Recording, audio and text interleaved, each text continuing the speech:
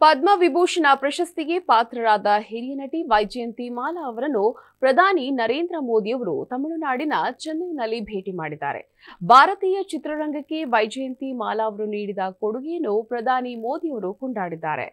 ಇಬ್ಬರ ಭೇಟಿಯ ಸ್ವತಃ ತಾವೇ ಟ್ವೀಟ್ ಮಾಡಿ ವಿಚಾರವನ್ನ ಹಂಚಿಕೊಂಡಿದ್ದಾರೆ. ಜನವರಿ ತಿಂಗಳಲ್ಲಿ ಪದ್ಮ ಪ್ರಶಸ್ತಿ ಪಡೆದವರ ಹೆಸರನ್ನ ಘೋಷಣೆ ಮಾಡಲಾಗಿತ್ತು. ಇದರಲ್ಲಿ ವೈಜಯಂತಿ ಮಾಲಾ ಹೆಸರು ಕೂಡ ಇತ್ತು. ಇವರಲ್ಲದೆ ಚಿರಂಜೀವಿ ಹಾಗೂ ಇನ್ನೂ 132 ಜನರಿಗೆ ಪದ್ಮ ಪ್ರಶಸ್ತಿ ಸಿಕ್ಕಿದೆ.